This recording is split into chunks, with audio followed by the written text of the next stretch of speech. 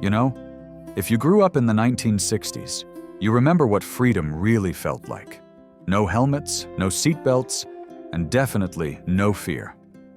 Kids ran wild from sunrise to sunset, climbing trees, riding bikes for miles, and somehow always making it back home in one piece. It was a different world back then. And honestly, some of the things we did would horrify parents today. So grab a soda, hit that like button, subscribe for more nostalgic trips, and let's take a ride back to the wild, wonderful days of the 60s. You know, it's hard to imagine now, but back in the 1960s, it wasn't unusual to see a pregnant woman with a cigarette in one hand and a glass of wine in the other. Doctors didn't warn about the risks, and no one thought twice about it. Mothers would laugh with friends at the kitchen table, a soft haze of smoke drifting through the sunlight. And maybe you were right there, playing at her feet, not knowing any better. They weren't careless. They were simply living in a time when people didn't yet know what we know now. And somehow, we all made it through. A little tougher, and with stories worth remembering.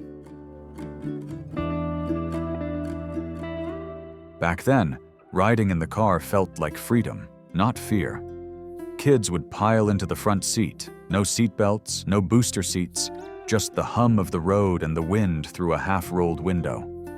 If Dad stopped too suddenly, his arm, that was your seatbelt. And babies?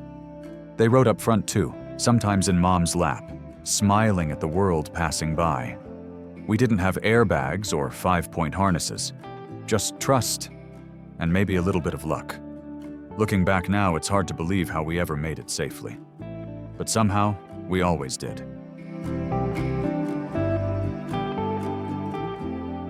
It's almost hard to believe now, but back in the 1960s, even our cribs weren't safe. Mothers were told to lay their babies on their stomachs, and the cribs themselves, they were beautiful but dangerous. Drop-down rails that could collapse, slats so wide a little head might slip through, tiny places where fingers could get caught. No one meant harm. Parents simply trusted what they were told.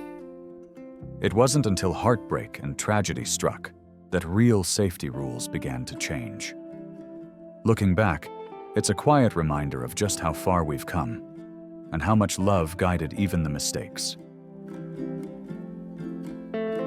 You might remember those old backyard trampolines, big circles of metal and springs sitting wide open under the summer sun.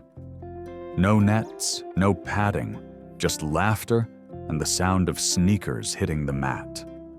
One wrong bounce and you could find yourself flying right off, landing in the grass, maybe with a scraped knee or a sprained wrist. But back then, that was just part of the fun. Even the playgrounds weren't much safer. Towering metal slides, scorching hot in July, and monkey bars that felt a mile high. Somehow, through all the bumps and bruises, we didn't stop climbing or laughing.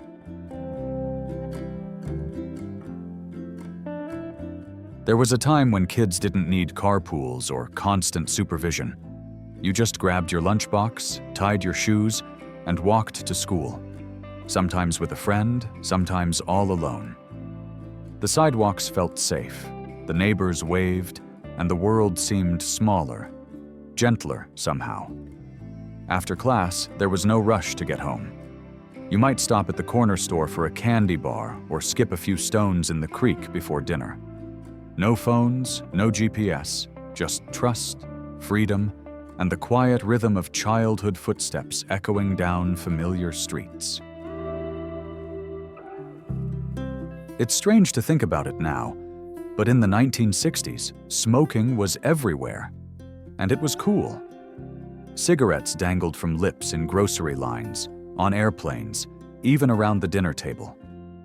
We grew up watching our parents laugh through clouds of smoke, the glow of a cigarette soft in the evening light. Back then, no one talked about secondhand smoke. It was just part of life. Kids were even sent to the corner store to buy a pack for mom or dad, and nobody thought twice about it. Looking back, it feels almost unreal. Yet somehow it was one of those little pieces of normal that defined an entire generation. There was a time when friendship didn't need a plan. You'd shout, "I'm going to Jimmy's," as the screen door slammed behind you, and that was that. No playdates, no text messages, just a bike, a breeze, and a neighborhood full of open doors. You'd show up unannounced, maybe trade baseball cards, maybe stay for dinner if things felt right. Parents didn't worry, they just trusted the world a little more. Looking back, it felt simple, honest, the kind of childhood freedom that's almost impossible to find today.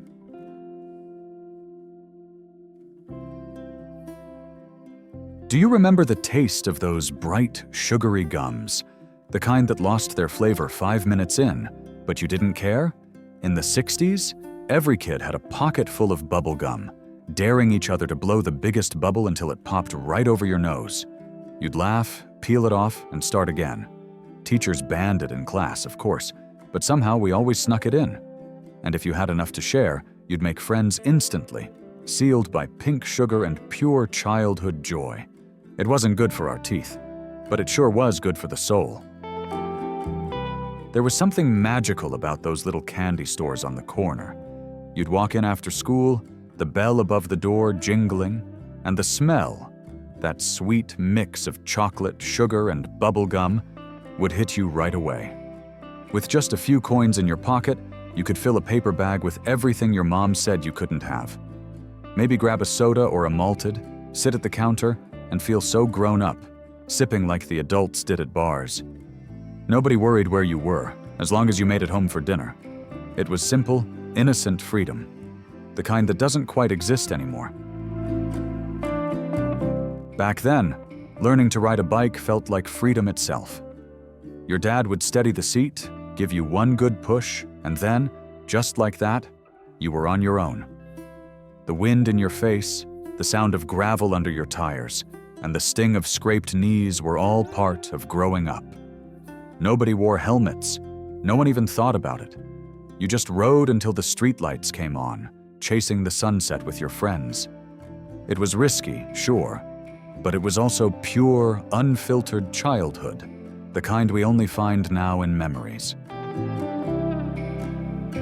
There was a time when sticking out your thumb by the roadside felt like an open invitation to adventure.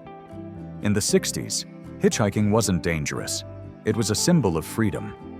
Teenagers, dreamers, and kids alike would catch rides with strangers, chasing music festivals, beaches, or just a feeling of escape.